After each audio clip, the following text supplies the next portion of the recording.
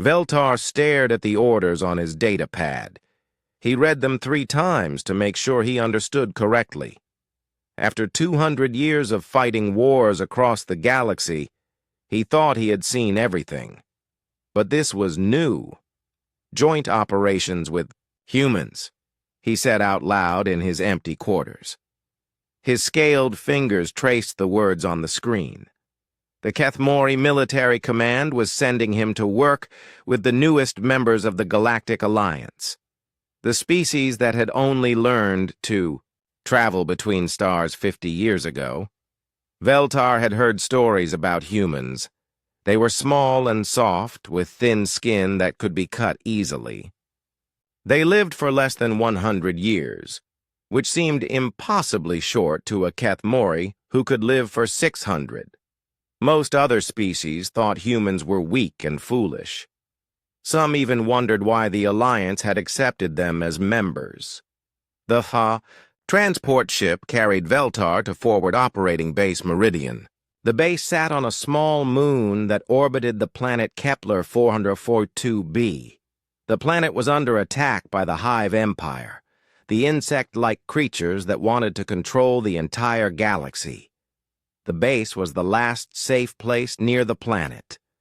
When Veltar stepped off the transport, he saw the base was busy with activity. Ships came and went constantly.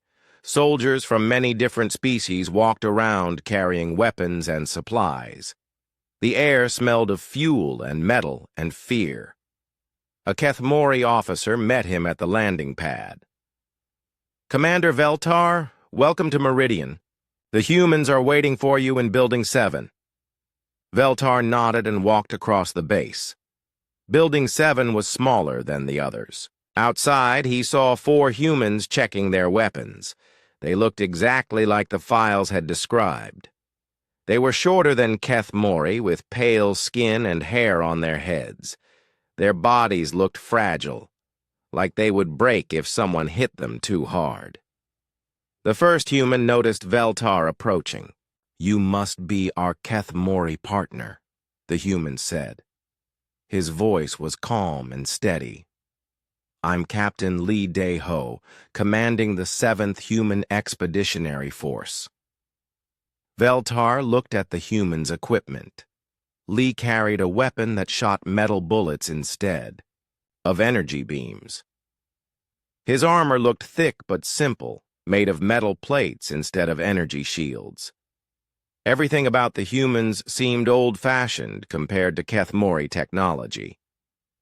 "This is Sergeant Park Jinwoo," Lee said, pointing to another human. Park was older, with scars on his face and hands. His eyes were strange. They looked calm, but something dangerous moved behind them, like a sleeping predator. "Corporal Kim." "So Young handles explosives," Lee continued. Kim was younger and smaller than the others. She smiled when Lee introduced her, which seemed wrong. "Who smiled when talking about explosives and war? And Private Choi Min-ho runs our communications." Choi was the youngest of all. He wore headphones around his neck and carried several small electronic devices. He was always listening to something. His head tilted like he was hearing sounds others could not. Lee led them into the building for their mission briefing. The room had a large table with maps and pictures spread across it. The target was a mining complex on the planet below. The Hive Empire had captured it 3 months ago. "Intelligence says they're holding Alliance prisoners here," Lee explained, pointing to one of the pictures. "Our job is to get in, rescue the prisoners, and destroy the facility's main computer core." Veltar studied the information. The mining complex was huge, built deep underground. According to the reports, 3,000 Hive drones guarded it. Each drone was as big as a Kethmori and had natural armor that could stop most weapons. 3,000 enemies, Veltar said slowly, and only 5 of us. "That's right," Lee said without any worry in his voice. Veltar waited for Lee to explain how they would get more soldiers or call for support from Alliance ships. Instead, Lee started talking about which tunnels they would use to sneak into. The complex. Wait, Veltar said. You plan to attack 3,000 enemies with just 4 humans and 1 Kethmori? Park looked up from cleaning his weapon. Is that a problem? Veltar stared at him. Any sane military leader would call this mission suicide. The math was simple. 5 soldiers against 3,000 was not a battle. It was execution. Let me show you our casualty projections, Lee said. He pulled out another data pad and placed it on the table. The screen showed numbers and percentages. We estimate 70% losses. Veltar felt his blood go cold. 70% losses meant most of them would die. Lee was talking about their deaths like he was discussing the weather. Who wants to volunteer for the high-risk positions? Lee asked his team. All 4 humans raised their hands immediately. No hesitation, no fear. They were volunteering to die. Veltar had fought in hundreds of battles. He had seen brave soldiers and foolish ones. But he had never seen anything like this. These humans were calmly planning their own deaths and acting like it was normal. Are you all insane? Veltar asked. Kim laughed. Actually laughed. Probably, she said, but that's what makes it fun. Lee studied the maps again. Commander Veltar, in Kethmori military doctrine, what's the primary objective in combat? Survive the battle and complete the mission, Veltar answered automatically. Different philosophy, Lee said. We fight to win wars, not battles. Sometimes that means battles where survival isn't the point. Veltar tried to understand what Lee meant, but it made no sense. How could survival not be the point? Every species in the galaxy understood that staying alive was the most important thing. Choi suddenly looked up from his equipment.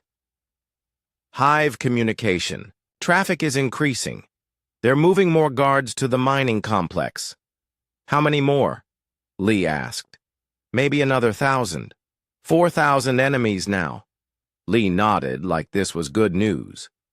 Better means they're keeping more forces away from other targets. Veltar realized these humans were completely different from every other species he had ever met. They looked at impossible odds and saw opportunities. They planned their deaths like other people planned dinner. They volunteered for missions that were guaranteed to kill them. For the first time in 2 centuries of warfare, Veltar felt afraid. Not of the enemy. He was afraid of his own allies. But as he watched the humans prepare their equipment with careful, professional movements, he started to wonder.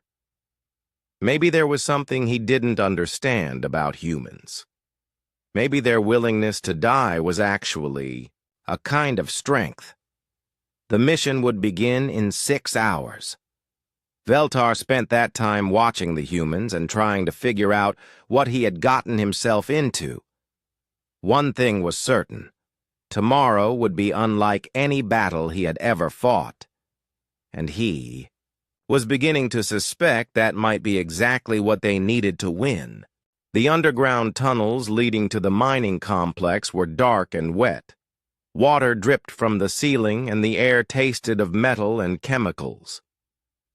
Veltar moved carefully through the narrow passages, his scales scraping against the rough walls. The humans moved differently than he expected. They were quiet and fast, sliding through spaces that seemed too small for their bodies. Captain Lee led the way, checking his simple compass and paper maps. No electronic devices that might give away their position. Ventilation shaft ahead, Lee whispered. He pointed to a small opening in the tunnel wall. Choi, you're up. Veltar looked at the opening. It was barely wide enough for a human and far too small for a Kethmori. The shaft disappeared into darkness, leading toward the mining complex above them. Where does it go? Veltar asked. Main facility, Choi said, pulling on a breathing mask. I'll scout the guard positions and report back. Veltar watched as Choi squeezed into the shaft. The young human disappeared into the darkness without any fear.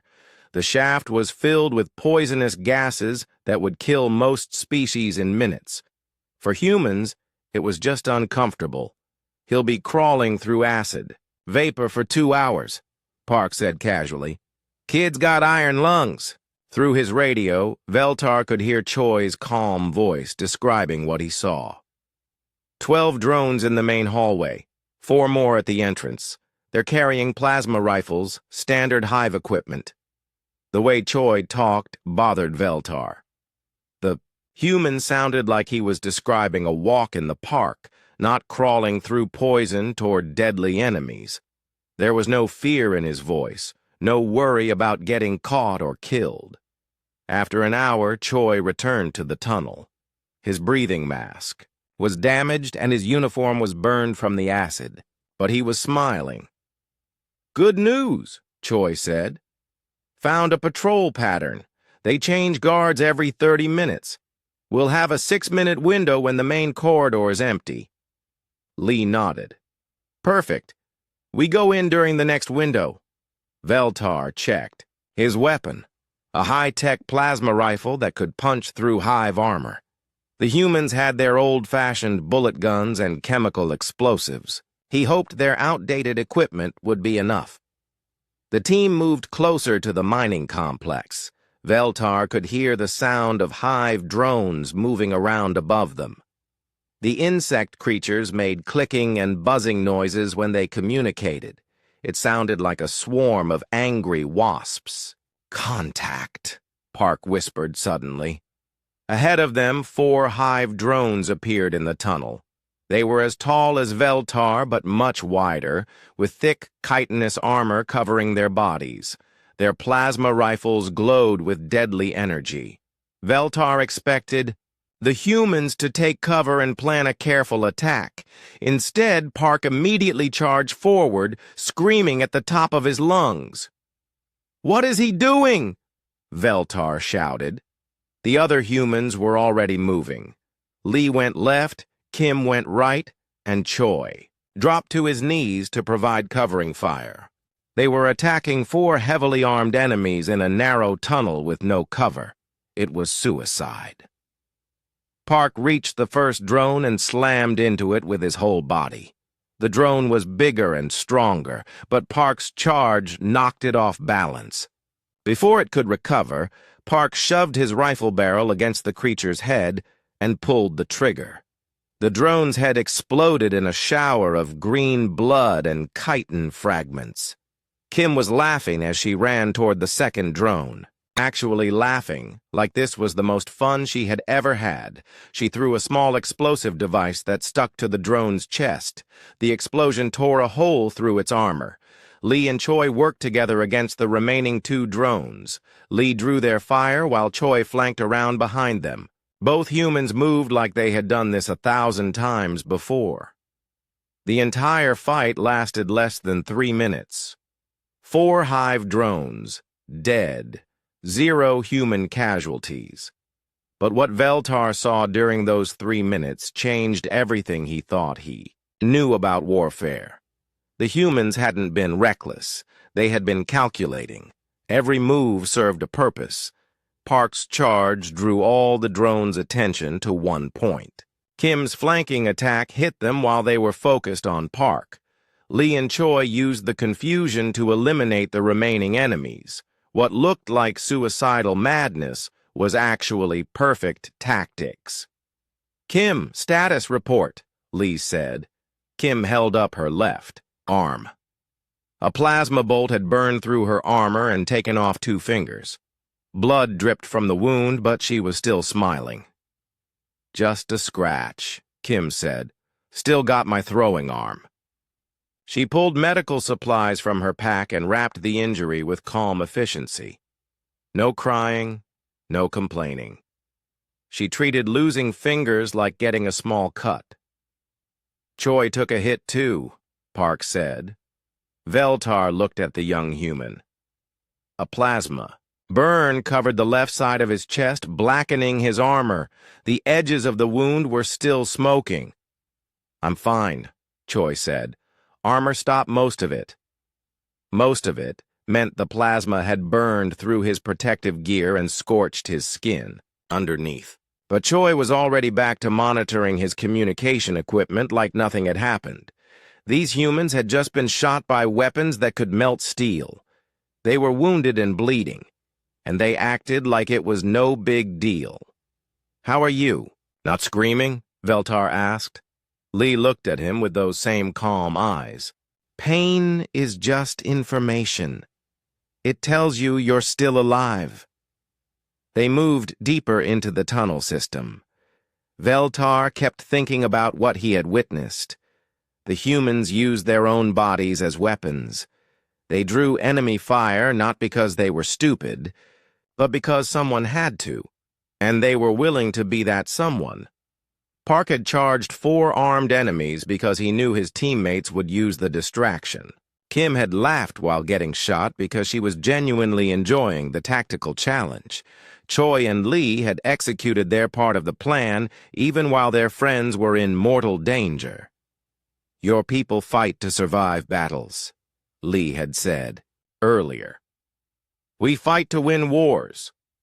Now Veltar was beginning to understand what that meant. Kethmori soldiers tried to stay alive so they could fight another day.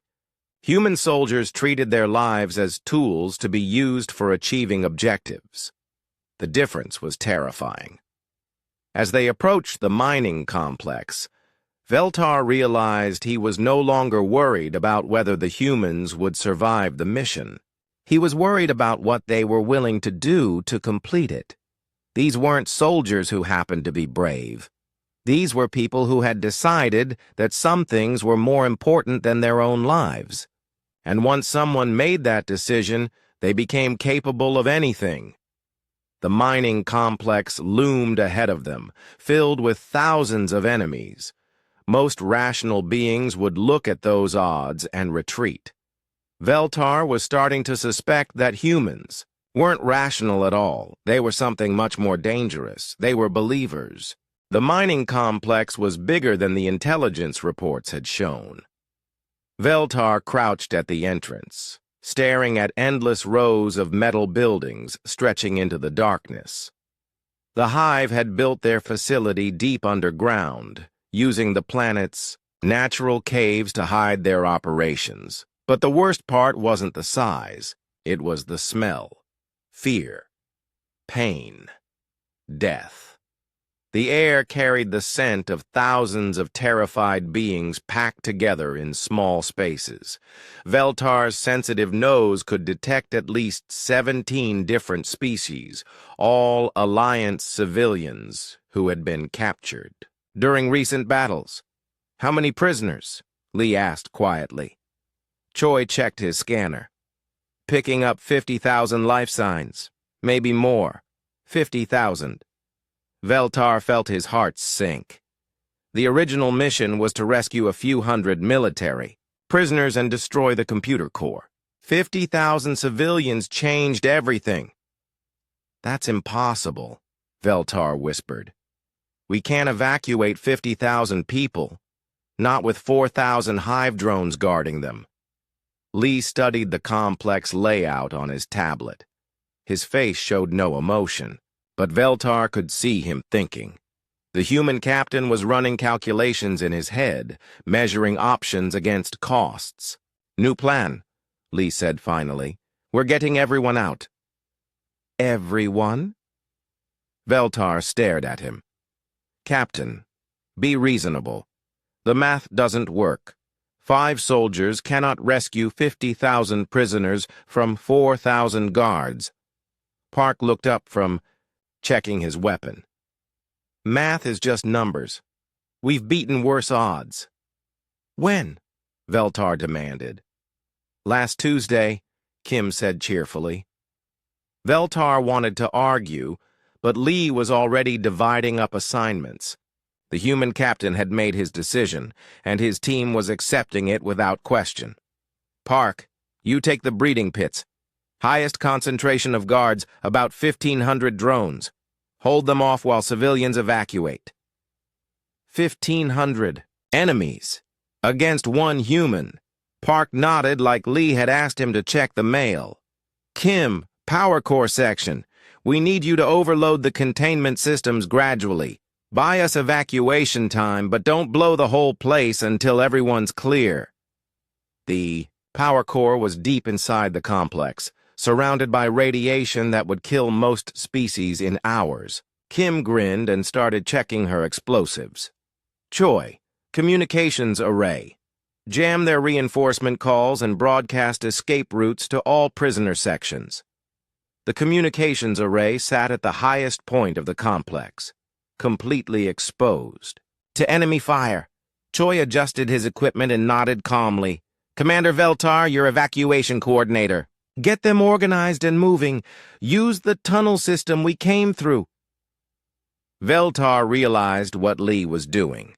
The captain was sending each human to a different section of the complex.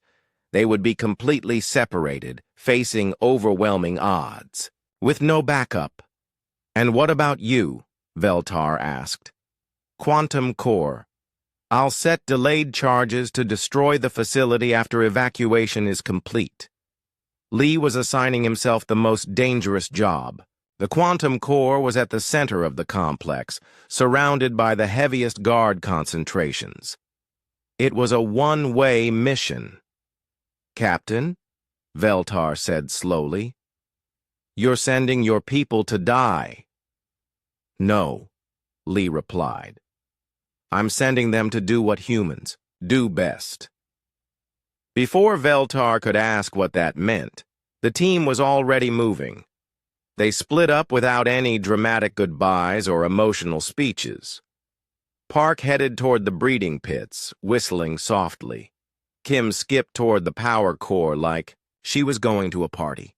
Choi walked calmly toward certain death, listening to enemy communications through his headphones. Veltar followed Lee deeper into the complex.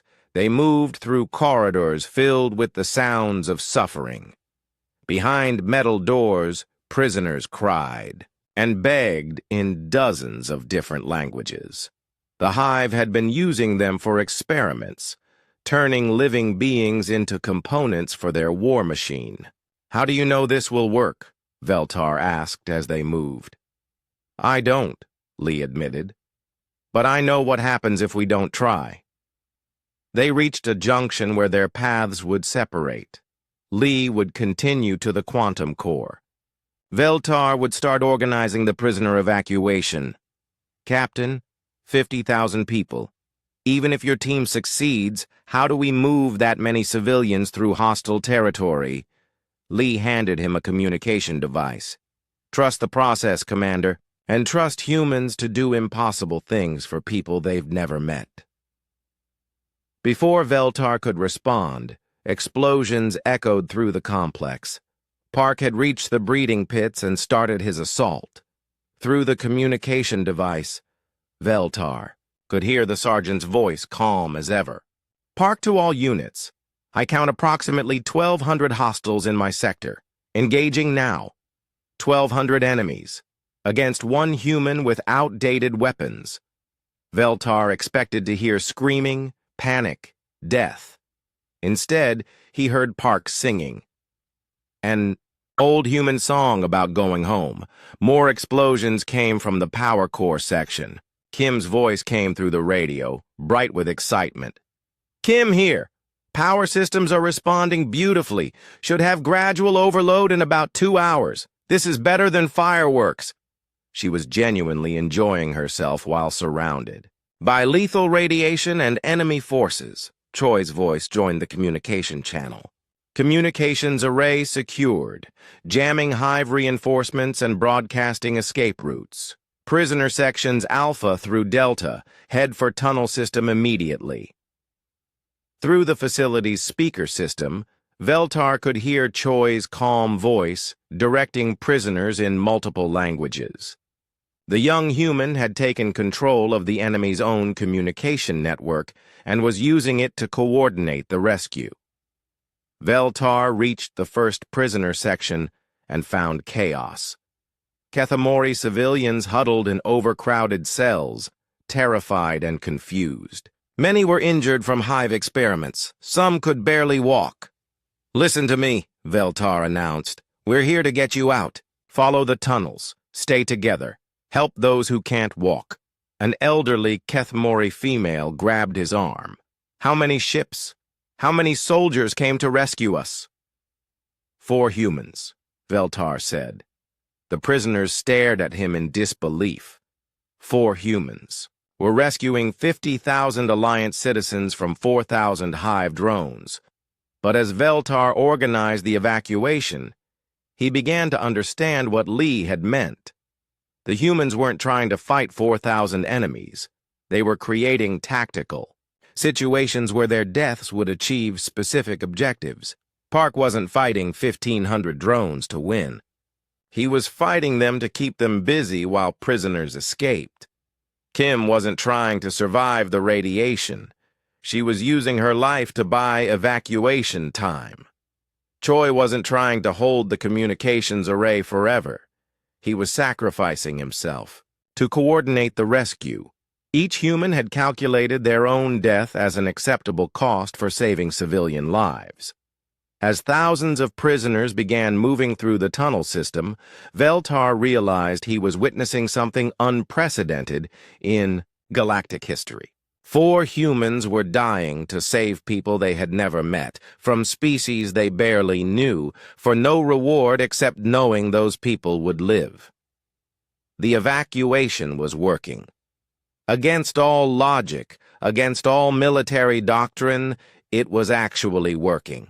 And Veltar was beginning to understand why that terrified him more than any enemy he had ever faced. Veltar moved through corridors painted with human blood, leading the largest prisoner evacuation in galactic history. Thousands of civilians from 17 different species followed him through the tunnel system. Adults carried children. The strong helped the weak. Everyone moved with desperate hope. The human tactics were working, but the cost was terrible. Park's voice came through the radio less frequently now. The sergeant was still fighting in the breeding pits, but Veltar could hear the exhaustion and pain in his transmissions.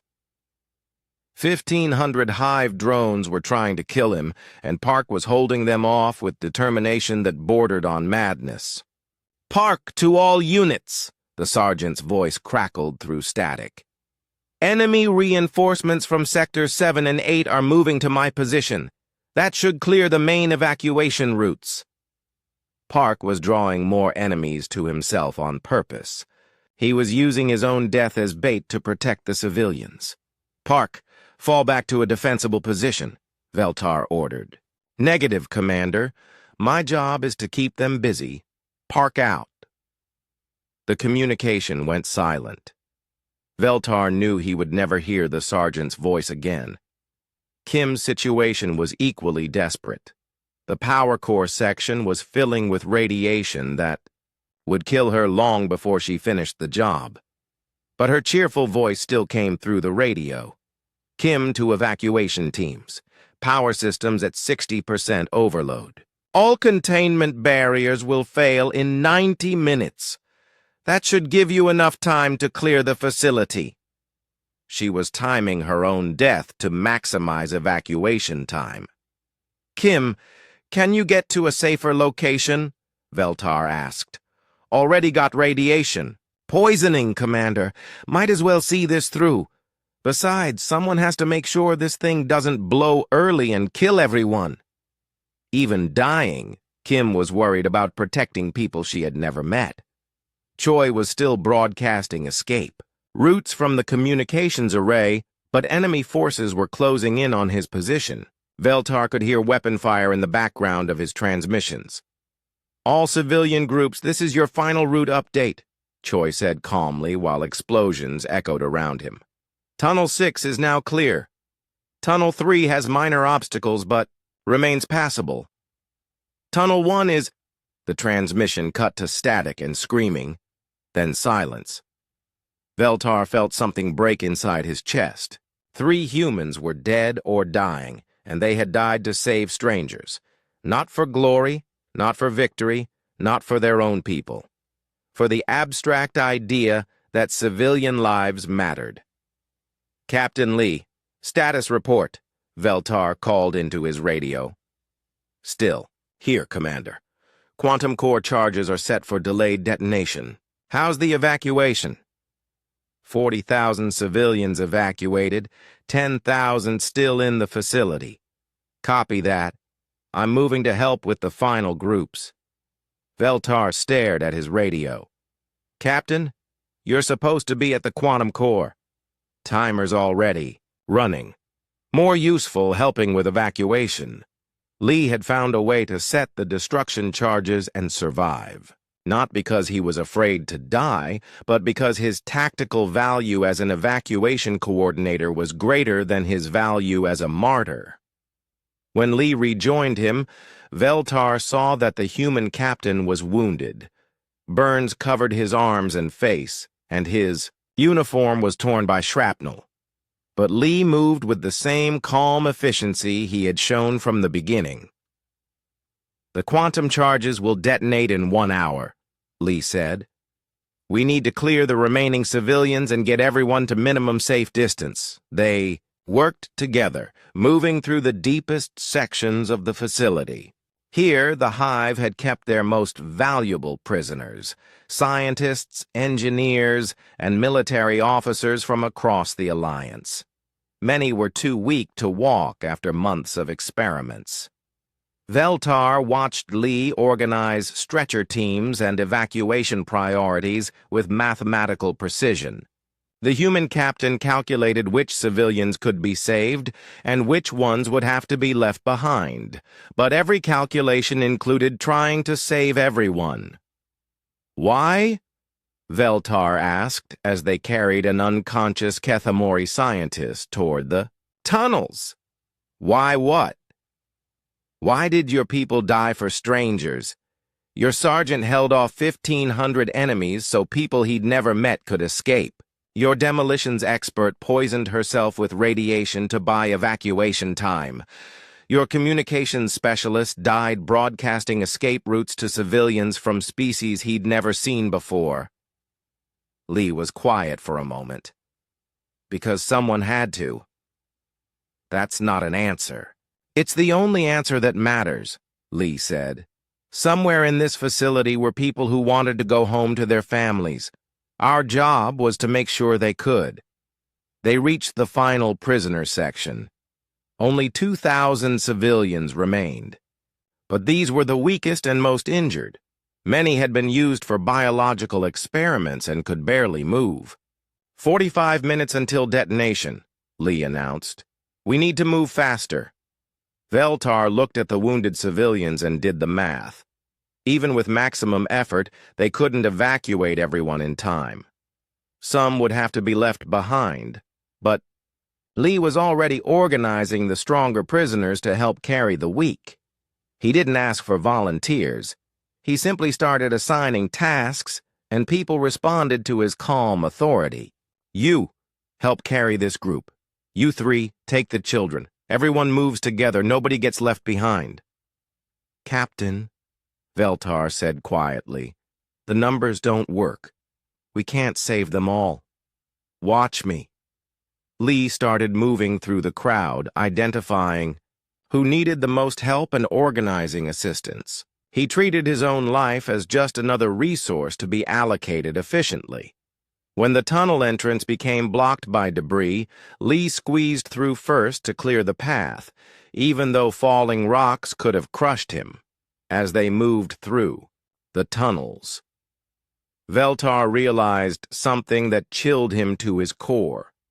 The humans had never expected to die. They had expected to succeed because failure meant people would suffer. Park hadn't planned to die fighting 1,500 enemies. He had planned to hold them off long enough for evacuation to succeed. Kim hadn't planned to die from radiation poisoning. She had planned to time the power overload perfectly to save civilian lives. Choi hadn't planned to die at the communications array. He had planned to coordinate the rescue until everyone was safe. Their apparent suicide missions had actually been precisely calculated tactical operations with specific objectives. The humans had looked at impossible odds and found ways to turn their deaths into tools for saving others. 30 minutes to detonation, Lee announced as the last group of civilians entered the tunnels. They were going to make it. All 50,000 prisoners would escape before the facility exploded. 0 civilians lost. But as they ran through the tunnels towards safety, Veltar understood what truly terrified him about humans. They didn't fight wars the way other species did. They fought them like the outcome mattered more than their own lives, and any species willing to die for complete. Strangers was capable of anything. The explosion behind them lit up the tunnel system as the quantum core detonated. The mining complex collapsed, taking 4,000 Hive drones with it. Total human casualties, 3 KIA, 1 wounded. Total civilians saved, 50,000. As they emerged into daylight, Veltar looked at Captain Lee and realized he was looking at the most dangerous type of warrior in the galaxy. Not someone who wasn't afraid to die, but someone who had already decided that some things were worth dying for. The scary part was how casually humans made that decision. 3 months later, Veltar sat in his quarters at Keth Mori High Command, staring at a blank report screen. His superiors wanted a standard military assessment of human combat capabilities. They expected technical specifications, equipment evaluations, and tactical recommendations. Instead, Veltar was writing a warning. Subject: Human Military Assessment. Priority Classification. Maximum. He typed slowly, choosing each word carefully. What he had witnessed at the mining complex would change. How the galaxy understood warfare forever. Humans do not fight like any species we have encountered, he wrote. Their combat doctrine is based on principles that other species consider irrational or impossible. The report continued. Standard military theory assumes soldiers fight to survive. Keth Mori warriors engage enemies to protect territory and resources while minimizing casualties. Hive drones attack to fulfill programmed objectives. Most Alliance species use similar approaches based on logical cost-benefit analysis. Veltar paused, remembering Park's calm voice as 1,500 enemies surrounded him. The sergeant had been singing an old human song about going home, even as he died to protect people he had never met. Human military doctrine operates on different principles, he typed. They fight not to survive battles, but to achieve abstract objectives they consider more important than their own lives. This makes them unpredictable and extremely dangerous as enemies. He described the mining complex operation in clinical detail. 50,000 prisoners rescued by 4 humans and 1 Keth Mori. Total civilian casualties, 0. Strategic objective achieved through tactics that appeared suicidal but were actually mathematically precise. The humans calculated their own deaths as acceptable costs for achieving mission success, he wrote. Sergeant Park engaged 1,500 enemies, not because he expected to survive, but because his death would keep those enemies away from evacuating civilians. Corporal Kim accepted fatal radiation exposure because her death would prevent premature facility destruction. Private Choi maintained communications until killed because his death ensured successful evacuation coordination. Veltar stopped typing and stared out his window at the stars. Somewhere out there, human soldiers were probably dying for strangers right now, not because they had to, but because they believed it was right. Captain Lee demonstrated the most disturbing aspect of human tactical thinking, he continued. When it became clear that his death would serve the mission better than his survival, he calmly prepared to die. When circumstances changed and his survival became more valuable, he adapted immediately. Humans treat their own lives as tactical resources to be allocated for maximum mission effectiveness. A soft chime indicated an incoming message. Veltar opened it and saw new orders from High Command.